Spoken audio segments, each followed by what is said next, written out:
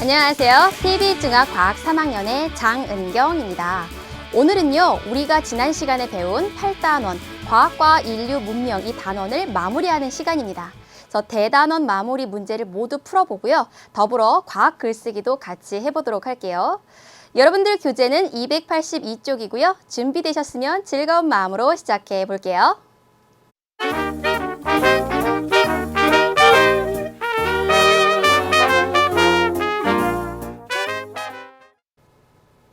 282쪽 1번부터 같이 시작해 볼게요.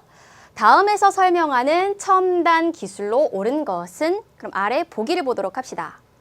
원자나 분자 수준에서 물질을 가공하거나 조립해서 새로운 물질을 만들어내는 기술이죠. 이러한 기술로 이 기술을 이용해서 실생활에 유용한 물건이나 재료를 만들 수 있습니다. 또한 이 기술로 만들어진 첨단 물질은 전자통신이라든지 의료 등 다양한 분야에 쓰입니다. 여기 보기의 내용 중에 가장 핵심이 되는 구문은 어딘가요? 바로 첫 줄에 있죠. 원자나 분자 수준의 굉장히 작은 물질을 가지고 만드는 기술. 이러한 기술을 뭐라고 하죠? 바로 나노 기술이라고 하지요. 그럼 아래에서 답은 바로 1번이라는 것을 알 수가 있네요. 그럼 이때 이 두 번째 의료 기술은 뭔가요? 나노 기술이라든지 IT 기술을 이용해서 다친 부위를 치료를 하고 질병을 고치는 그러한 기술을 의료 기술이라고 할 수 있겠죠. 다음 세 번째 로봇공학 기술은요. 자연에 있는 생물이라든지 인간의 모습 그리고 인간의 행동을 모방할 수 있는 로봇을 만들어서 인간과 상호작용을 할 수 있도록 한다든지 또는 인간이 할 수 없는 위험한 일을 대신해 주든지 또는 인간이 할 수 없는 굉장히 정교한 그러한 일들을 그런 작업들을 할 수 있게 로봇을 만드는 그런 기술들을 로봇공학 기술이라고 할 수 있고요. 다음 전기공학 기술은요. 전기와 자기 그 둘에 의해 나타나는 현상을 가지고 우리 생활을 좀 더 윤택하게 그런 여러 가지 기기들을 만드는 그런 기술이라고 할 수 있고요. 정보통신 기술은요. 컴퓨터를 기반으로 해서 정보라든지 시스템을 제공하는 그러한 기술들을 정보통신 기술이라고 하겠습니다. 따라서 이 문제의 답은 나노기술 1번이 되겠습니다. 그럼 그 다음 문제 풀어볼게요. 282쪽 2번입니다. 첨단 과학기술을 이용한 소재라든지 기기만을 보기에서 있는 대로 고른 것은? 이라고 되어 있어요. 그럼 기억부터 봅시다. 기억 그래핀. 그래핀이라는 건 뭔가요? 탄소 원자가 육각형의 모양으로 결합을 하고 이러한 육각형의 구조가 쫙 연결되어 있어서 벌집 모양을 이루고요. 그리고 이런 육각의 판상, 벌집 모양의 구조가 판을 이루고 있을 때 이러한 물질을 우리가 그래핀이라고 했죠.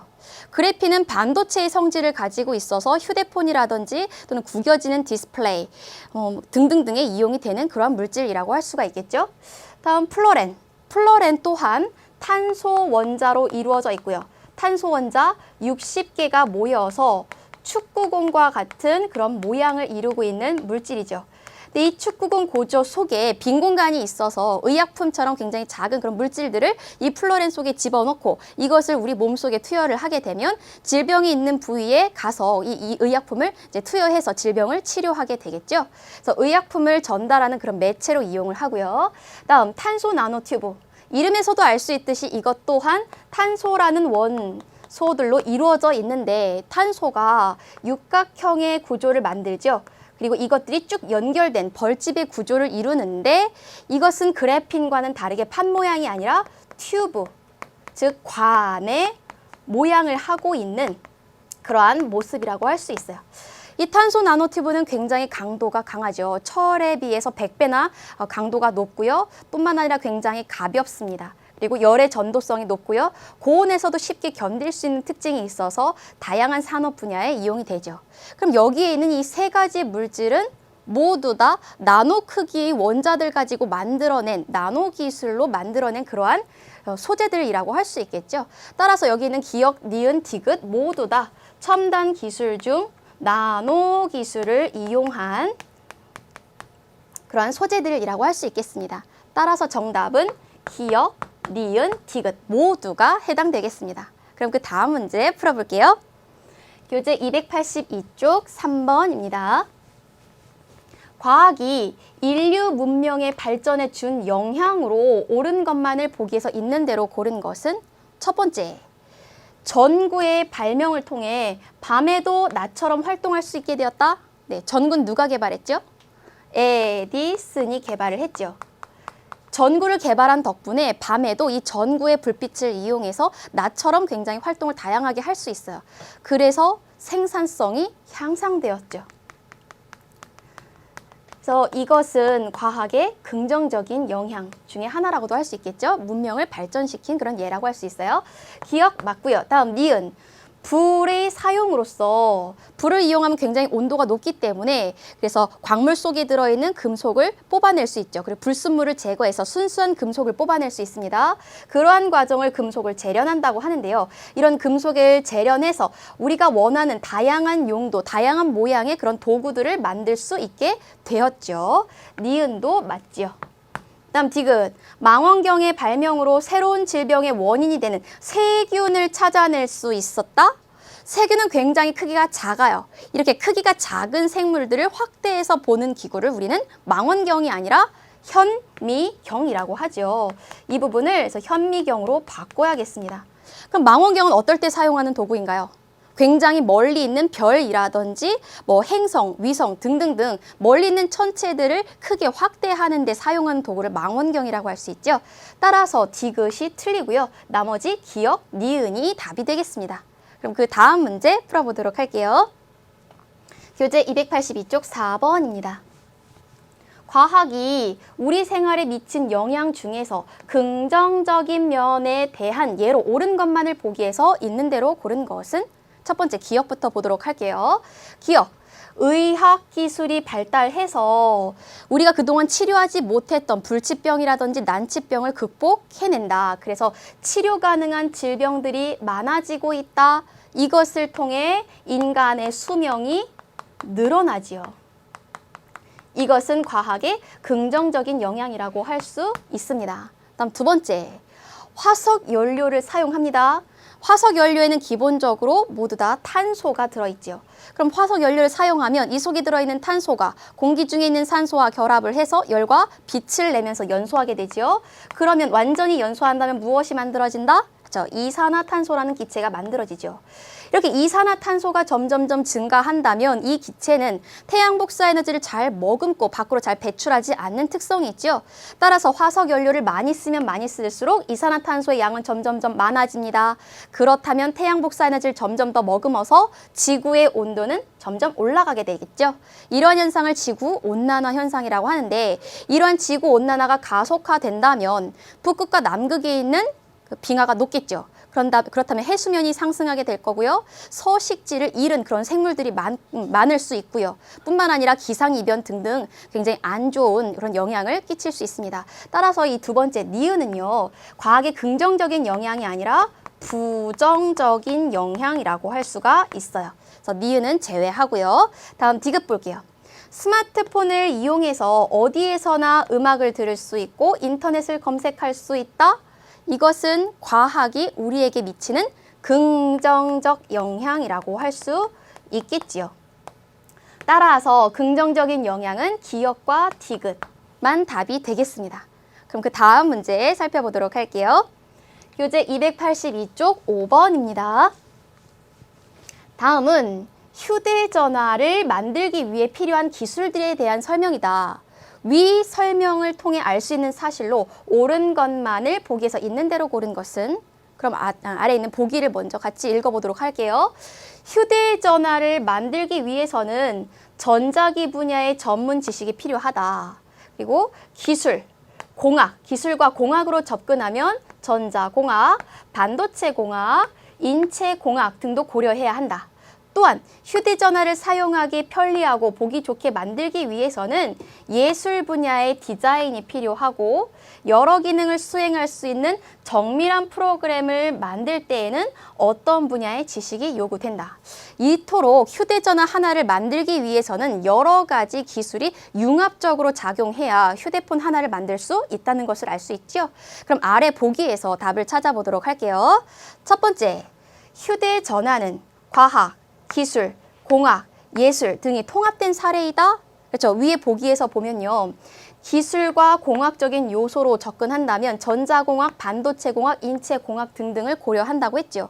우리가 쓰고 있는 휴대폰 속에 들어있는 카메라의 기술을 향상시킨다든지 또는 스피커의 기술을 향상시킬 때는 기술과 공학의 그런 학문적인 그런 배경 지식이 필요하고요.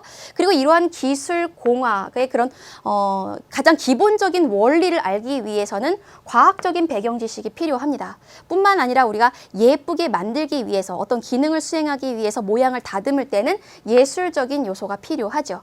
이렇듯 여러 가지 이런 학문들의 융합된, 통합된 사례가 바로 우리가 사용하는 휴대폰, 스마트폰이라고 할 수 있습니다. 그래서 기억 맞는 말이고요. 다음 니은 볼게요. 하나의 기기를 만들기 위해서는 하나의 학문만 깊이 연구하여 적용해야 한다? 그렇지 않죠. 여기에 나온 것처럼 스마트폰 하나를 만들기 위해서는 여러 가지 학문의 기술들이 융합되어야 만들어질 수 있습니다. 따라서 니은 틀리고요. 다음 디귿 볼게요. 디귿. 새로운 기기를 개발하기 위해서는 다른 학문과 소통할 수 있는 소양이 필요하다? 네, 맞습니다. 미래 사회는요, 이런 융합적인 사고를 할 수 있는 그런 인재를 원해요. 따라서 우리도 다양한 학문을 접해서 그런 다양한 소양을 갖출 필요가 있겠죠. 따라서 답은 기역과 디귿이 되겠습니다. 그럼 그 다음 문제 풀어보도록 할게요. 교재 282쪽 6번입니다. 다음은 휴대전화를 만들기 위해 필요한 기술들에 대한 설명이다. 조금 전 문제와 연결되죠. 빈칸에 들어갈 분야로 옳은 것은? 그럼 제일 마지막 문장만 읽어보도록 할게요. 여러 기능을 수행할 수 있는 정밀한 프로그램을 만들 때에는 이 분야의 지식이 요구된다? 그럼 아래 보기를 볼게요. 정밀한 프로그램을 만들 때 필요한 그런 지식은 미술일까요? 의료? 수학? 건축? 우주항공, 어떠한 학문적인 요소가 필요할까요? 한번 생각을 해봅시다.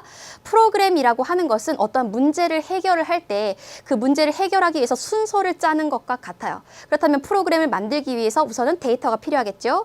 그리고 그 데이터를 조건에 맞게 분류를 해야 될 겁니다. 그리고 논리적인 흐름에 따라서 우리가 원하는 문제를 해결할 수 있도록 이렇게 논리적인 흐름에 따라 이제 처리를 해야 돼요. 그렇다면 그러한 프로그램을 만들기 위해서는 논리적인 사고력이 필요합니다. 그럼 우리가 논리적인 사고력을 키우기 위해서 배우는 학문은 뭐죠? 바로 수학이죠. 따라서 정답은 수학 분야의 지식 3번이 정답이 되겠습니다. 그럼 그 다음 문제 살펴보도록 할게요. 283쪽 7번입니다. 그림은 유용한 물질을 대량 생산하는 과정을 나타낸 것이다. 이 과학기술의 명칭은 무엇인가? 라고 했어요. 그럼 이 과정을 이제 그림으로 나타냈는데 이걸 좀 더 자세히 살펴보도록 할게요. 이 그림을 확대해서 보면요. 우선 우리가 필요로 하는 유전자를 가진 세포가 있어요. 이 세포는 속에 핵이 있고요. 이 핵 속에 우리가 원하는 물질의 그 DNA가 들어있죠. 이 중에서 이 핵 속에 들어있는 DNA를 분리를 합니다. 그리고 이 DNA 모두가 필요한 것이 아니라 유용한 물질을 만들 수 있는 그 특정한 부위가 있죠. 이 유용한 유전자를 가지고 있는 이 부위를 잘라냅니다. 이 부위만 쏙 잘라내고요. 그 다음 굉장히 번식력이 강한 대장균 또는 세균을 준비합니다. 이 세균은 원핵세포이고요. 굉장히 간단한 형태이고 무성생식하기 때문에 짧은 시간 동안 조건이 맞는다면 굉장히 많은 양 증식을 하게 되죠. 이 세균 속에 동그라미, 이 고리 모양의 DNA가 있습니다. 이 부분을 우리가 플라스미드라고 하는데요. 이 플라스미드에 대한 설명이 옆에 나와 있어요. 플라스미드라고 하는 것은 세균 내의 염색체와는 별개로 존재하면서 세포 안과 밖으로 이동할 수 있는 고리 모양의 DNA를 플라스미드라고 한다고 설명도 나와 있죠. 이 중에서 이 플라스미드를 꺼냅니다. 그리고 일정 부분을 제거해요. 그리고 우리가 필요한 물질을 만드는 이 유용한 유전자 잘라낸 부분 있죠? 이것을 그 플라스미드에 끼워 넣습니다. 그리고 효소를 이용해서 접합을 시키죠. 이렇게 해서 DNA를 새롭게 재조합합니다. 이것을 재조합 DNA라고 하는데요. 이것을 다시 세균 속에 집어넣습니다. 그러면 이 세균은요, 자기가 가지고 있는 새로운 DNA, 재조합된 DNA를 가지고 이것을 해석합니다. 그래서 여기에 쓰여진 대로 이 몸 안에서 우리가 원하는 물질을 만들어냅니다. 그래서 이 유용한 이런 물질들을 만들어내죠. 근데 이때 이 세균은 대량 번식하지요. 체세포 분열로 굉장히 많은 수의 세균들을 만들어냅니다. 그럼 이 속에서도 우리가 필요로 하는 이런 물질들이 대량으로 생산되겠죠. 이 중에서 이 속에 들어있는 이 단백질을 분리를 하면 우리가 필요한 물질 바로 이것이죠. 이렇게 유용한 단백질을 대량으로 생산할 수 있습니다. 이처럼 우리가 필요로 하는 물질이지만 양이 너무 작아서 DNA를 재조합해서 이렇게 다양한, 굉장히 많은 양의 물질을 대량 생산할 수 있습니다. 이러한 기술을 뭐라고 하나요? 바로 DNA 재조합 기술이라고 할 수 있겠죠. 그러면 보기에서 답을 바로 찾아보도록 할게요. 정답은 5번이 되는데요. 그럼 첫 번째 기술부터 각각이 어떠한 역할을 하는지 생각해 봅시다. 첫 번째, 핵 이식 기술. 이름 그대로 핵을 이식시키는 거죠. 어떠한 방법으로 하죠? 우선은 체세포 속에 들어있는 핵을 하나 분리를 하고요. 그리고 난자에서부터 핵을 제외하고 세포질을 준비합니다. 그리고 이 둘을 접합시키죠. 전기적인 자극을 주면 마치 수정란이 발생하는 것처럼 세포 분열을 합니다. 그래서 배아 상태가 되면 대리모의 자궁에 착상을 시키죠. 그리고 이것이 이제 그 안에서 이제 무럭무럭 성장하게 되면 이제 태어나게 됩니다. 이렇게 해서 만들어진 생물이 바로 복제양 돌리이죠. 그래서 핵 이식 기술로 우수한 품종의 그런 생물들을 대량으로 복제할 수 있다는 그런 장점이 있습니다. 윤리적인 문제 또한 있지요. 다음 두 번째, 줄기세포 기술. 이 줄기세포라고 하는 것은요, 배아가 발생하는 그 초기에 채취할 수 있는 세포인데요. 배아줄기세포도 있고 성체줄기세포가 있어요. 어찌되었던 이 줄기세포라고 하는 이 세포는요, 우리가 원하는 기능을 갖는 다양한 장기들로 만들 수가 있어요. 그러니까 굉장히 다양한 분야에 이용할 수 있는 무궁무진한 기능을 가지고 있는 그런 세포라고 할 수 있겠죠. 그래서 이 기술을 이용해서 장기를 만들 수가 있어요. 그럼 장기를 이식한다면 인간 수명은 더욱더 늘어나겠죠. 다음, 생명 연장 기술이 있습니다. 이 생명 연장 기술은 어떤 특정한 기술을 부르는 그런 명칭은 아니고요. 노화를 막는다든지 또는 현재의 기술로서는 그 질병을 고칠 수 없는 경우에 냉동인간을 만들죠. 그리고 기술이 한참 발달한 뒤에 이 인간을 해동을 시켜서, 이 사람을 해동시켜서 그 질병을 치료하는 등등 말 그대로 수명을 연장할 수 있는 모든 기술들을 모아서 생명 연장 기술이라고 하고요. 다음 유전자 변형 기술은요, DNA 재조합 기술을 이용하는데, DNA 재조합 기술은 굉장히 많은 양의 물질을 한꺼번에 만들 때 쓰는 기술이라고 한다면, 유전자 변형 기술은 DNA 재조합 기술을 이용하되 유전자를 변형시켜서 그동안은 없었던 특징을 갖는 새로운 물질을, 새로운 생물을 만드는 그러한 과정이라고 할 수 있어요. 이렇게 해서 만들어진 생물을 유전자 변형 생물 GMO라고 하지요. 따라서 이 문제에서는 DNA 재조합 기술에 대해서 묻는 문제이므로 답은 5번이 되겠습니다. 그럼 그 다음 문제 살펴보도록 할게요. 283쪽 8번입니다. 오늘날 과학이 사회에 미치는 긍정적인 영향에 대한 설명으로 옳지 않은 것은? 첫 번째, 과학기술이 발달해서 인간 생활은 더욱더 편리해졌다. 이것은 과학이 우리에게 미친 긍정적인 영향이라고 할 수 있겠죠. 다음 2번 볼게요. 사람이 하기 위험한 일은 로봇이 대신 담당한다. 이것도 과학이 사람에게 끼친 긍정적인 영향이라고 할 수 있습니다. 다음 세 번째, 교통수단이 발달한다. 그래서 전 세계를 하루 만에 도달할 수 있는 일일 생활권으로 이어지고 있다. 이것 또한 우리에게 긍정적인 영향이라고 할 수 있지요. 다음 4번 볼게요. 정보에 손쉽게 접근할 수 있게 되었지요. 그래서 유출되지 말아야 할 개인정보까지 유출이 됩니다. 그래서 사생활을 침해받게 되죠. 사생활을 다른 사람과 공유할 수 있게 되었다. 이것은 좋은 점인가요? 이것은 나쁜 점이죠. 이것은 과학의 부정적인 영향이라고 할 수 있어요. 따라서 답은 4번이 되고요. 5번 봅시다. 정보통신이 발달해서 멀리 있는 곳의 소식을 굉장히 빠르게 접할 수 있다. 이것은 과학의 긍정적인 영향이라고 할 수가 있겠죠. 따라서 답은 4번이 되겠습니다. 그럼 그 다음 문제 풀어보도록 할게요. 283쪽 9번입니다. 다음은 과학기술에 대해 설명한 글이다. 빈칸에 들어갈 알맞은 말을 옳게 짝지은 것은? 그럼 빈칸을 바로 채워보도록 할게요. 첫 번째, 인간의 다양한 기능이라든지 신체를 모방해서 인간과 유사한 형태를 지닌 로봇, 이러한 로봇을 무엇이라고 하나요? 바로 휴머노이드라고 합니다. 사람과 상호작용할 수 있는 이런 지능형 로봇을 휴머노이드라고 하고요. 두 번째, 우리 몸을 구성하는 다양한 종류의 세포로 전환될 수 있는 그런 능력을 지닌 세포, 이러한 세포를 바로 줄기세포라고 하지요.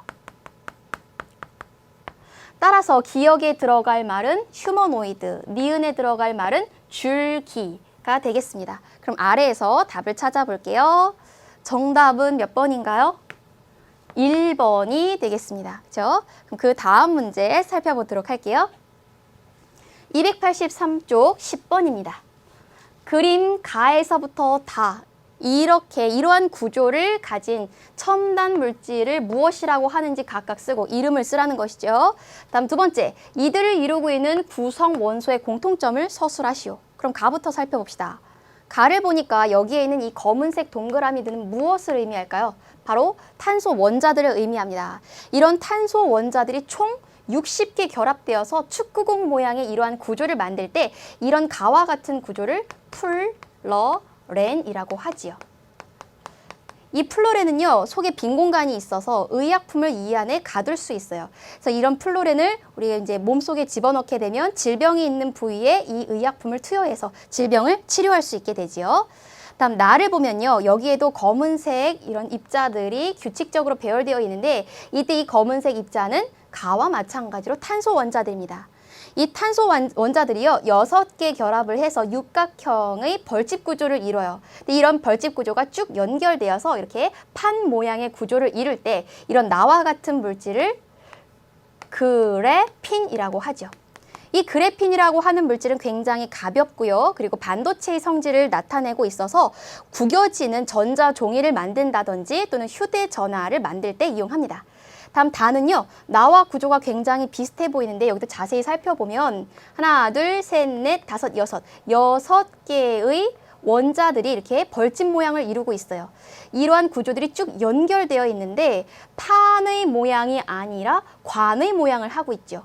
튜브 모양을 하고 있죠. 이러한 물질을 탄소 나노 튜브라고 합니다.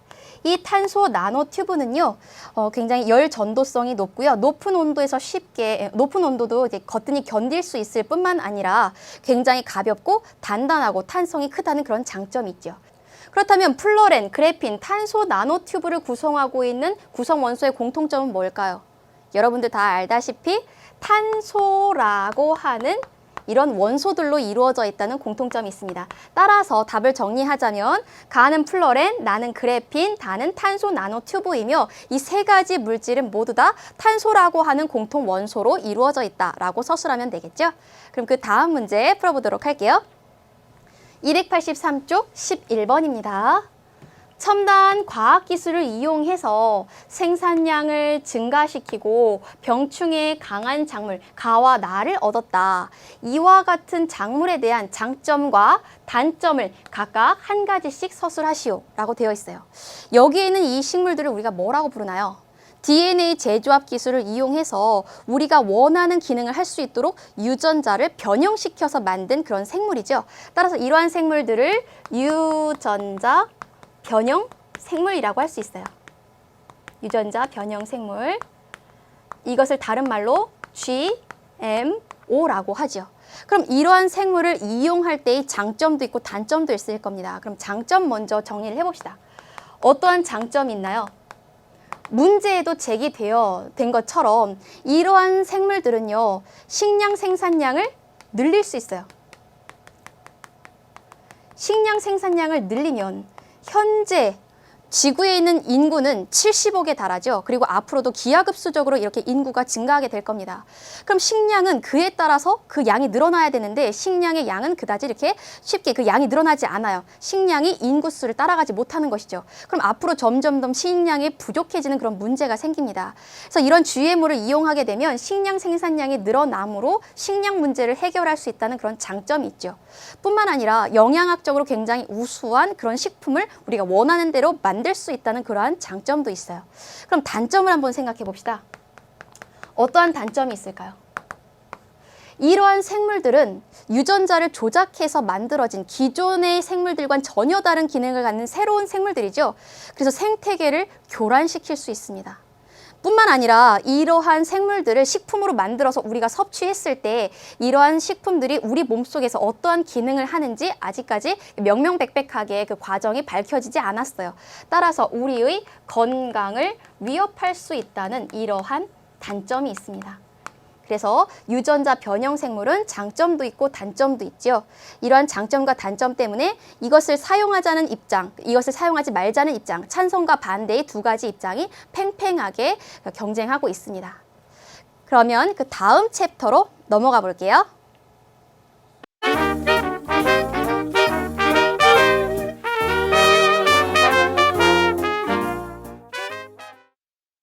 우리가 배우는 이 8단원은요, 지필평가에서 그다지 큰 비중을 차지하지 않는 부분입니다.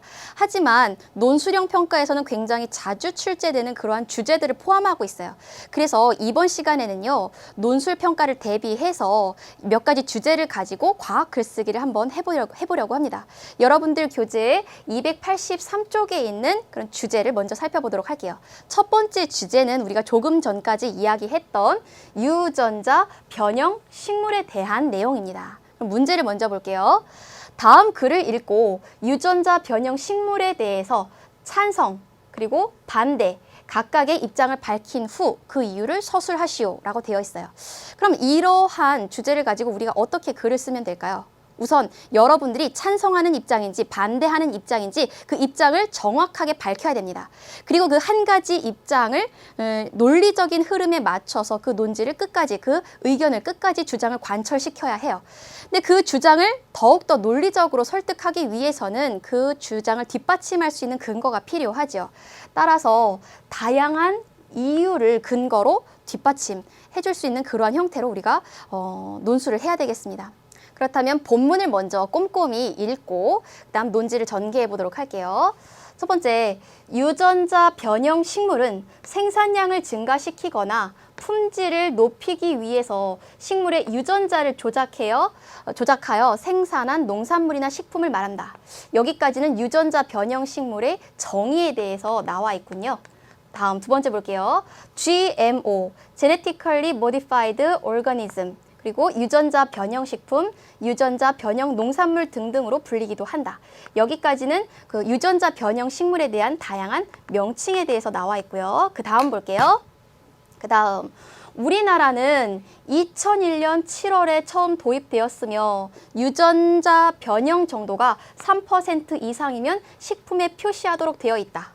이 부분은 우리나라에 도입된 시기와 그리고 이런 식품에 표시할 수 있는 그런 표시해야 하는 그런 기준에 대해서 나와 있고요. 다음 GMO 농산물은 콩, 옥수수, 카놀라가 대부분을 차지한다. 뿐만 아니라 사탕무, 감자, 쌀, 밀, 토마토 등도 개발되었다. 여기에는 GMO 농산물의 예들이 나타나 있습니다. 그 다음 글 보도록 할게요. GMO 농산물은 사람이 먹는 식품 외에도 가축의 사료나 의약품 또는 에너지 등을 만드는 데 사용된다. 이처럼 GMO 농산물은 다양한 분야에 이용된다는 이야기고요. 다음, GMO 식품을 보는 시각은 나라마다 크게 다른데 미국의 경우에는 마트에서 팔리는 식품의 절반 이상이 GMO를 함유하고 있으며 그 다음 볼게요. 국민 대부분이 GMO 식품이 안전하다고 신뢰하는 반면 서유럽 국가들의 환경단체에서는 GMO 식품을 프랑켄푸드라고 부르며 많은 국민이 이를 기피하고 있다. 이때 이 프랑켄푸드는 프랑켄슈타인과 같은 괴물이 먹는 굉장히 안 좋은 그런 식품이란 의미라고 나와 있지요. 이처럼 마지막 부분은 나라에 따라서 GMO 식품을 바라보는 시각의 차이가 나타나 있습니다. 그리고 아래에는요, 이런 유전자 변형 생물들이 이제 3가지 나와 있는데요. 제초제 저항을 가진 밀, 잘 무르지 않는 토마토, 파란 장미 등등등이 있습니다. 그럼 여러분들은 유전자 변형 식물을 활용하는 것에 찬성하십니까? 아니면 반대합니까? 찬성을 한다면 왜 찬성을 하는지 그 이유를 근거로 들어서 서술하면 되고요. 반대를 한다면 왜 반대하는지 그 이유를 근거로 대면 되죠. 이때 주의할 것은요. 찬성을 하는지 반대를 하는지 하나의 입장을 정해놓고 논지를 전개해야 되는데 처음에 글은 찬성하는 듯 하다가 마지막 부분에서는 반대하는 것처럼 이렇게 논지를 흐리게 되면 과학 논술에선 좋은 점수를 받을 수 없습니다. 따라서 입장을 분명하게 우선 정해야 돼요. 그렇다면 선생님 예를 들어 찬성하는 그런 입장의 글은 어떻게 전개하면 되는지 살펴보도록 할게요. 나는 유전자 변형 식물을 활용하는 것에 대해서 찬성한다. 그 이유는 첫 번째로 사람들의 다양한 기호에 맞는 식품을 개발할 수 있기 때문이다. 실제로 영양학적으로 균형을 갖춘 그러한 유전자 변형 식물을 만들어내고 있습니다. 그렇다면 우리가 원하는 맛, 우리가 원하는 식감을 이루는 그러한 식품도 유전자 변형 식물로 개발할 수 있겠지요. 다음 두 번째, 미래에 인구가 폭발적으로 증가할 것이다. 그렇다면 식량 부족의 문제가 생기는데 이러한 문제를 유전자 변형 식물로 해결할 수 있다. 생산량을 높이기 때문이다. 세 번째, 과일이나 채소의 숙성을 지연시켜서 맛과 신선도를 더 오랫동안 유지할 수 있다. 그래서 유전자 변형 식물을 활용하는 것에 대해서 찬성한다. 다음 이어서 볼게요. 이러한 유전자 변형 식물은 추위라든지 병충해 그리고 제초제에 굉장히 강한 농산물이다. 이러한 농산물을 생산을 하면 상품의 질을 강화시킬 수 있다. 뿐만 아니라 유전자 변형 작물로 만들어진 대두유, 옥수수유, 카놀라유와 같은 이러한 기름들은 인체에 해로운 지방인 트랜스 지방 같은 것들을 대체할 수 있어서 영양학적으로도 굉장히 뛰어나다. 그러므로 유전자 변형 식품은 앞으로도 계속 이용해야 한다. 이런 식으로 논지를 전개하면 되겠죠. 그렇다면 반대의 입장을 살펴보도록 할게요. 나는 유전자 변형 식물을 사용하는 것에 대해서 반대한다. 그 이유는 이런 유전자 변형 식물은 말 그대로 유전자를 변형해서 만들어진 새로운 생물이기 때문에 생태계를 교란시키거나 생태계를 파괴할 수 있다. 즉, 생물의 다양성을 훼손시킬 수 있다.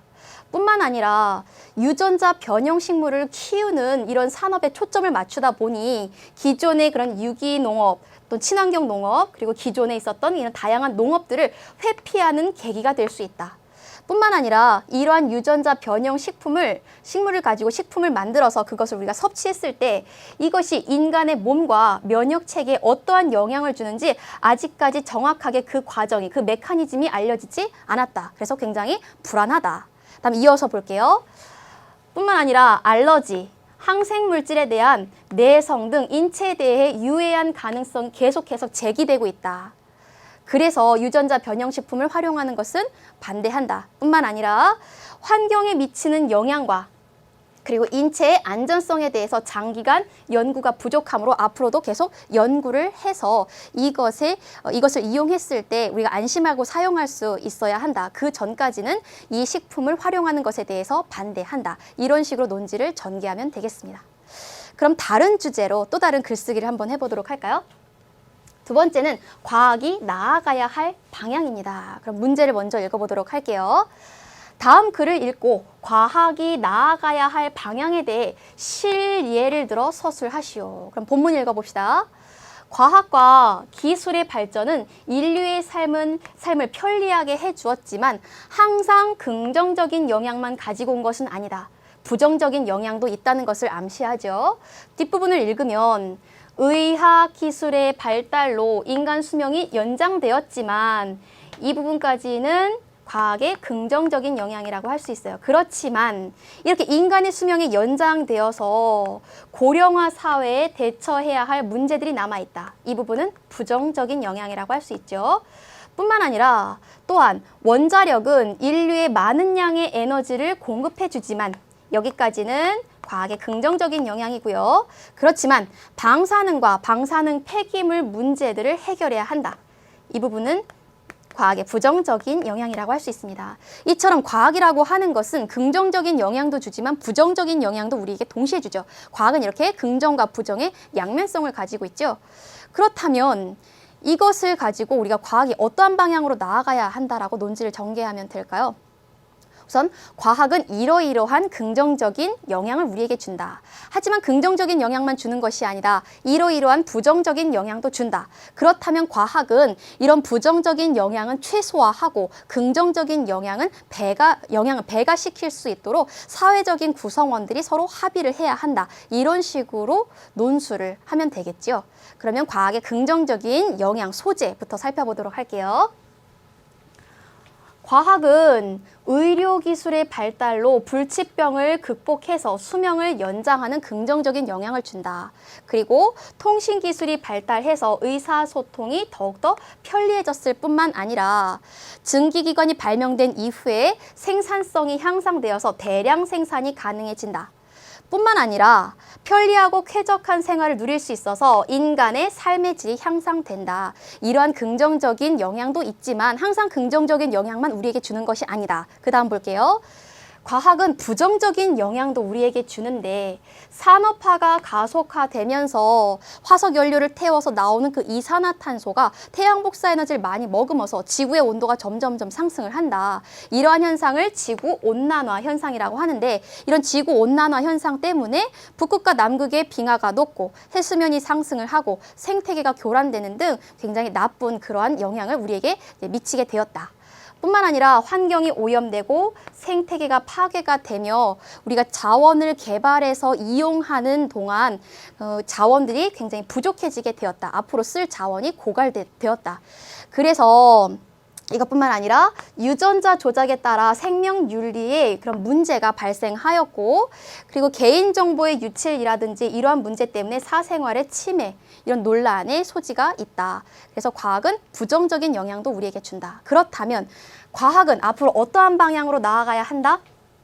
모두가 만족할 수 있는 그런 행복한 방향으로 발전해야 된다. 이것을 지속 가능한 발전이라고 할 수 있는데요. 이 지속 가능한 발전을 정의하자면 이렇습니다.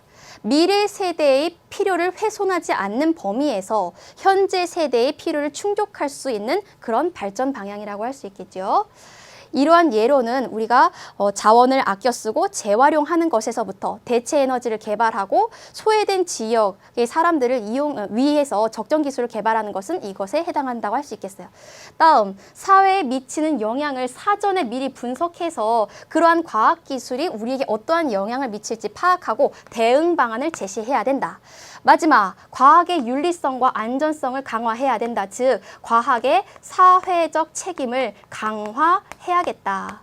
이러한 논지로 주장을 하면 되겠습니다. 이러한 논지로 내용을 전개하면 되겠습니다. 오늘은 8단원 과학과 인류 문명을 마무리했습니다. 다음 시간에는요, 우리가 배운 7단원과 8단원을 종합해서 중간 점검 모의고사를 보도록 하겠습니다. 공부하다가 모르는 것은 그냥 지나가지 마시고요. 반드시 Q&A 게시판에 올려주세요. 선생님이 친절하게 답변 달아드릴게요. 오늘도 고생 많으셨고요. 다음 시간에 다시 만날게요. 여러분 안녕.